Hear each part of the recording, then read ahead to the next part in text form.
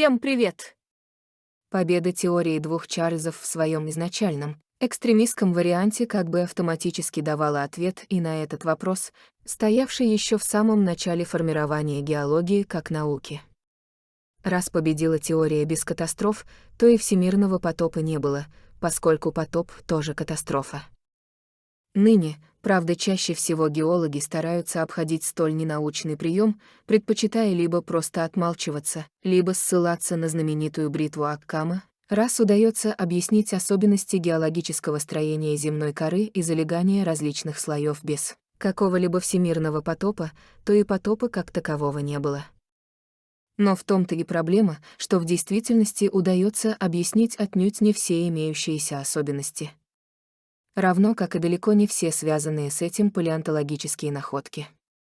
Причем, как ни парадоксально, многие из этих находок были известны уже в самом начале спора двух глобальных геологических концепций. Впрочем, это естественно, ведь не на одни же только библейские тексты опирались сторонники реальности потопа в спорах с эволюционистами. Ведущим делювиалистом-ученым, изучающим потоп, был бесспорно Уильям Бакленд, который в 1813 году получил место преподавателя минералогии в Оксфордском университете. Там же, в 1818 году, стал преподавателем геологии. В своей речи при вступлении в должность преподавателя геологии Бакленд пытался показать, что геологические факты согласуются со сведениями о сотворении мира и потопе, записанными в книгах Моисея.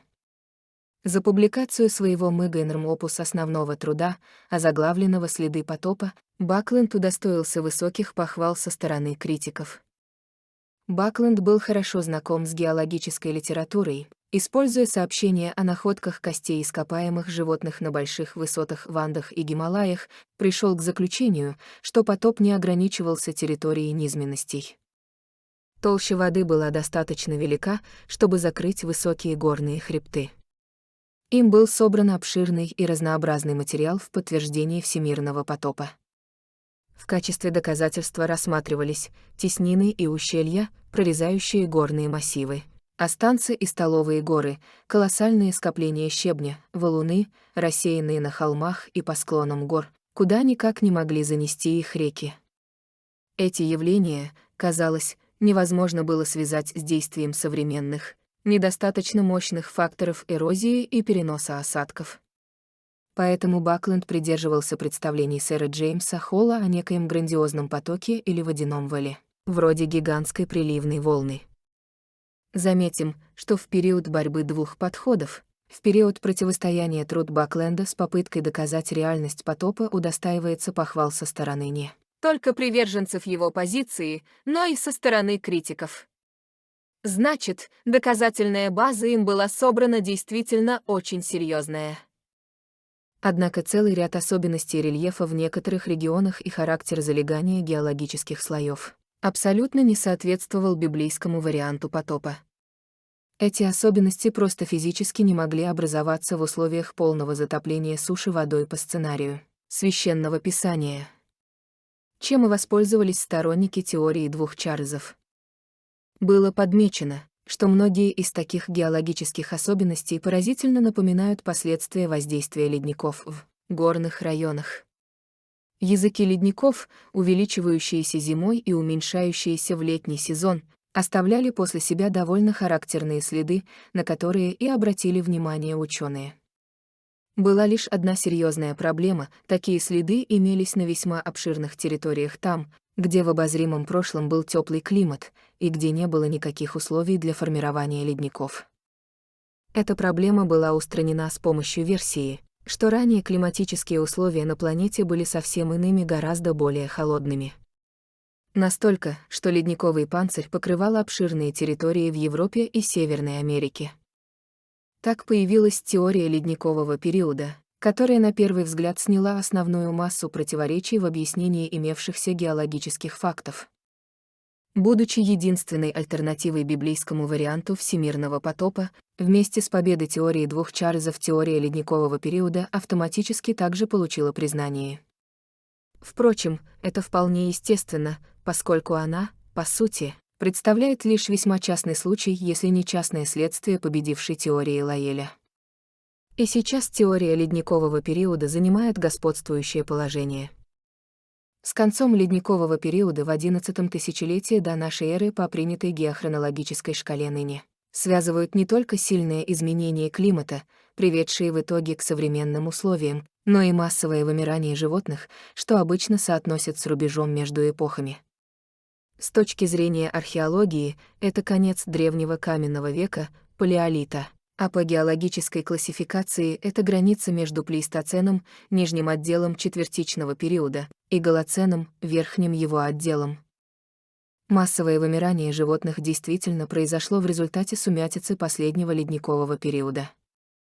В Новом Свете, например, свыше 70 видов крупных млекопитающих вымерли между 15 тысячами и 8 тысячами годами до нашей эры. Эти потери, означавшие, по сути, насильственную смерть свыше 40 миллионов животных, не были равномерно распределены по всему периоду. Напротив, основная их часть приходится на 2000 лет между 11 тысячами и 9 тысячами годами до нашей эры. Чтобы почувствовать динамику, отметим, что в течение предыдущих 300 тысяч лет исчезли всего около 20 видов. Та же картина массового вымирания наблюдалась в Европе и Азии. Даже далекая Австралия не была исключением, потеряв за относительно короткий промежуток времени, по некоторым оценкам, 19 видов крупных позвоночных, причем не только млекопитающих. Сам же термин «ледниковый период» настолько глубоко вошел в нашу жизнь, что благодаря широко известным мультфильмам и телепрограммам под этим названием вряд ли найдешь человека, кто не был бы с ним знаком. И мало кто задумывается о том, что на самом-то деле ледникового периода просто не было. По крайней мере, не было именно в том виде, в каком его привыкли воспринимать, как период некоего глобального похолодания на планете. Думаю, неподготовленный читатель тут удивится и даже возмутится. Как это не было ледникового периода? Ведь вокруг все только и говорят о том, что он был. Однако аргумент «все говорят» не является каким-либо доказательством истинности того, что говорят. Надо смотреть на объективные данные, а не на моду или популярность. Ведь модными и популярными вполне могут быть и заблуждения. Вот и посмотрим более внимательно на ледниковый период. А точнее на то, что называют его окончанием. Хотя в качестве причин резкого потепления на рубеже плейстоцена и голоцена называются самые разные факторы, в целом основная масса ученых полагает, что это было глобальное изменение климата, которое привело к быстрому таянию ледников на обширных территориях и повышению уровня Мирового океана, и стало главной причиной массового вымирания животных, основной пик которого пришелся на 11 тысячелетие до нашей эры в рамках принятой геохронологической шкалы. Однако характер ископаемых останков и геологических отложений, соотносимых с данным периодом времени, в целом ряде регионов совершенно не соответствует плавному изменению уровня Мирового океана, который должен был происходить при постепенном таянии льдов в конце ледникового периода. Наблюдаемые факты гораздо больше напоминают результат воздействия мощного водного потока, весьма скоротечного по времени и сопоставимого именно с катаклизмом, а не с постепенным изменением погодных условий. Любопытно, что это несоответствие было подмечено уже тогда, когда теория ледникового периода еще только зарождалась и делала свои первые шаги в первой половине XIX века. К этому моменту уже было известно, например, об археологических находках в Сибири и на Аляске, которые явно указывают именно на катастрофический ход событий. В вечной мерзлоте Аляски можно встретить свидетельства атмосферных возмущений ни с чем не сравнимой мощи. Мамонты и бизоны были разорваны на части и скручены так, будто в ярости действовали какие-то космические руки богов. В одном месте обнаружили переднюю ногу и плечо мамонта. На почерневших костях все еще держались остатки мягких тканей, примыкающие к позвоночнику вместе с сухожилиями и связками, причем хитиновая оболочка бивней не была повреждена. Не обнаружено и следов расчленения туш ножом или другим орудием, как было бы в случае причастности охотников к расчленению.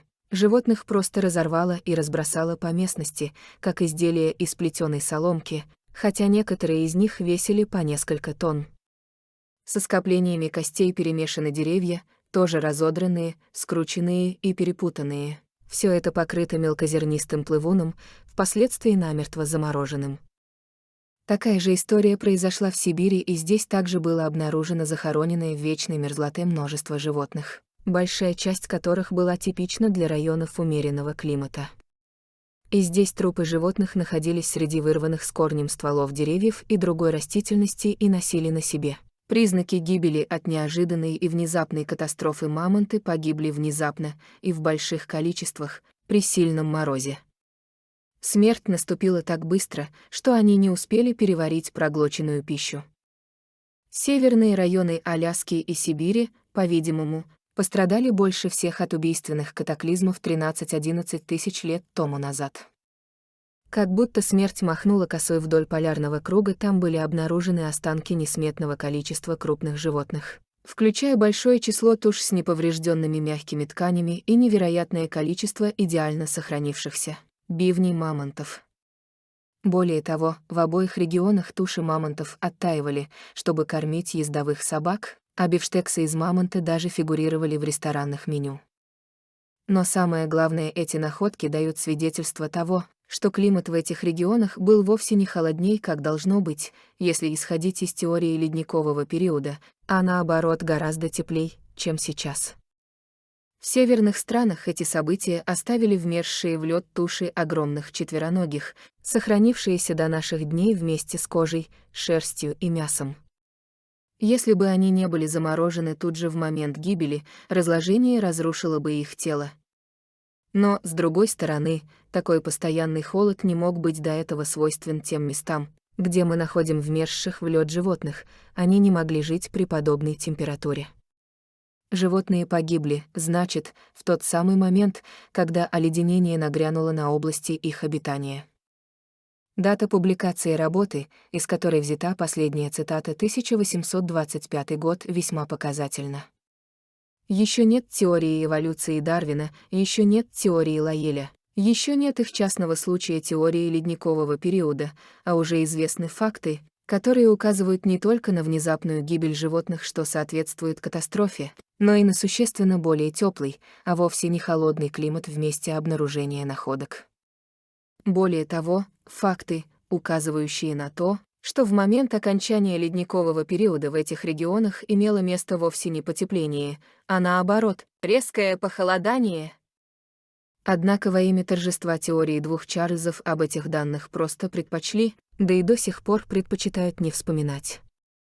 Факты отвергнуты в угоду теории и ее частных случаев. Впрочем, не думаю, что все решила непосредственно борьба двух непримиримых теорий, в ходе которой ученые по каким-либо корыстным причинам умышленно решили стать нечистоплотными и сознательно отбросить эти данные. Следует учитывать и объективные особенности того времени, где концентрировалась научная мысль в первой половине XIX века. Она была сосредоточена практически вся в Европе и развитых центрах США, которые находились преимущественно на восточном побережье Северной Америки, то есть как раз в тех регионах, где обнаруживались следы ледников. Отсюда до Сибири и Аляски путь вовсе не близкий, особенно тогда. И вполне естественно, что основная масса собранного на этот момент времени эмпирического материала геологического и палеонтологического приходилась именно на Европу и восточную часть Северной Америки. Ведь ученые-братья гораздо проще было собрать данные у себя под боком, нежели совершать труднейшие экспедиции в суровые районы, расположенные за тысячи километров. Результат также вполне естественен. Основная масса исследований и работ того времени посвящена также регионам Европы и восточной части Южной Америки. И абсолютно не мудрено, что в этой массе исследований буквально единичные сообщения о находках в Сибири и на Аляске могли просто банально затеряться. Приходится констатировать, что фактически победила статистика, а не научный подход. И теория ледникового периода просто перевесила версию скоротечной катастрофы. Версию потопа перевесила даже не аргументами, а чуть ли не в буквальном смысле слова, то есть массой исписанной бумаги. Между тем вопрос вовсе не сводится к обычной статистике. Дело в том, что находки в Сибири и на Аляске не просто не вписываются в теорию ледникового периода. Они ставят на ней крест. Ведь для того, чтобы в этих регионах могли обитать мамонты, олени и другие животные умеренного климатического пояса, температура тут должна была быть не ниже, как это полагает теория ледникового периода, а выше современной. Однако, если температура на Земле была настолько низкой, что Европу покрывали мощные ледники, как гласит теория ледникового периода, то в Сибири и на Аляске, расположенных ныне заметно севернее, должно было быть еще холодней. Следовательно, ледники должны были быть тут такими, что ни о каких животных вообще не могло быть и речи. Можно было бы посчитать это досадным недоразумением, что, собственно, и было сделано в ходе продвижения теории ледникового периода, однако аналогичные факты продолжали накапливаться. Были обнаружены, например, свидетельства того, что в конце так называемого ледникового периода заметно похолодало не только в Сибири и на Аляске, но и в южной части Южной Америки, чего также не должно было быть. Ведь если бы общий температурный фон планеты увеличился, то и в Южной Америке следовало бы ожидать потепления, а вовсе не похолодания. В последнее время получены также данные о том, что не все так просто и с ледниками в Антарктиде. Обычно указывается, что их возраст составляет как минимум сотни тысяч, а то и миллионы лет. Но проблема в том, что вывод этот делается на основании анализа отдельных проб в ограниченных регионах там, где ледниковый панцирь толще, а распространяется он почему-то сразу на весь материк. Между тем, исследования в некоторых прибрежных районах указывают на то, что далеко не все ледники Антарктиды имеют столь почтенный возраст. И климат в некоторых частях этого материка был ранее настолько более теплым, что тут даже текли реки. На это вполне определенно указывают образцы донных отложений, собранные в 1949 году в ходе одной из антарктических экспедиций сэра Берда со дна моря Росса и свидетельствующие о том, что реки на ближайшей к морю Росса части Антарктиды текли буквально еще всего порядка 6000 лет назад. В 1949 году в одной из антарктических экспедиций сэра Берда со дна моря Росса посредством бурения были взяты образцы донных отложений. Доктор Джек Хуф из Иллинойского университета взял 3 керна для изучения эволюции климата в Антарктиде. Они были переправлены в Вашингтонский институт Карнеги, округ Колумбия, где применялся новый метод датировки, разработанный физиком-ядерщиком доктором Ури. Характер донных осадков сильно меняется в зависимости от климатических условий, существовавших в момент их образования. Если они выносились реками и отлагались в море, тогда они оказываются хорошо отсортированными, и тем лучше, чем дальше выпадают от речного устья. Если же они содраны с земной поверхности ледником и вынесены в море айсбергом, тогда их характер соответствует грубообломочному материалу. Если река имеет сезонный цикл, протекая лишь летом, вероятнее всего, от тающих ледников во внутриконтинентальных областях и замерзая каждую зиму, тогда осадки будут образовываться слоями, как годовые кольца у деревьев. Все эти виды осадочных отложений были обнаружены в донных кернах моря Росса. Самым поразительным было наличие ряда слоев, сформировавшихся из хорошо отсортированных осадков, принесенных в море реками из свободных от льда земель. Как можно видеть по кернам, на протяжении последнего миллиона лет в Антарктиде было, по крайней мере, 3 эпохи умеренного климата, когда берега моря Росса должны были быть свободны от льда. Время окончания последнего теплого периода в море Росса, определенное доктором Ури, имело для нас огромное значение. Все 3 керна указывали на то, что потепление завершилось около 6000 лет тому назад, или в 4-м тысячелетии до нашей эры. Это было, когда глициальные, соответствующие наличию ледников, осадки начали накапливаться на дне моря Росса в ближайшую к нам ледниковую эпоху. Керн убеждает в том, что этому предшествовало более продолжительное потепление. Получается, что в ледниковый период климат в Антарктиде был теплее, а вовсе не холоднее. И похолодало там как раз после того, как закончился ледниковый период. Не слишком ли много набирается досадных недоразумений? И не слишком ли велика площадь, на которой наблюдаются эти самые недоразумения, покрывающие в итоге огромную часть земного шара? Выбраться из этого клубка климатических противоречий на самом деле можно весьма простым способом, если оставив пока в стороне вопрос о потопе и причинах наблюдаемых климатических изменений провести достаточно банальную логическую цепочку: чем ближе к полюсу, тем холоднее климат, тем больше, соответственно, и вероятность образования ледников. Развернув эту логическую цепочку с конца в начало и оттолкнувшись от фактов, получаем следующее заключение. Ледники в Европе и на востоке Северной Америки образовались потому, что ранее 9-го тысячелетия до нашей эры эти регионы находились ближе к северному географическому полюсу, нежели сейчас. Климат в Сибири и на Аляске был теплее, потому что в это же время эти регионы располагались дальше от северного географического полюса, чем ныне. Аналогично и Южная Америка с близлежащими районами Антарктиды находилась дальше от южного географического полюса, нежели это имеет место в наши дни. Говоря другими словами, ранее географические полюса нашей планеты занимали иное положение. Не было на самом деле никакого ледникового периода.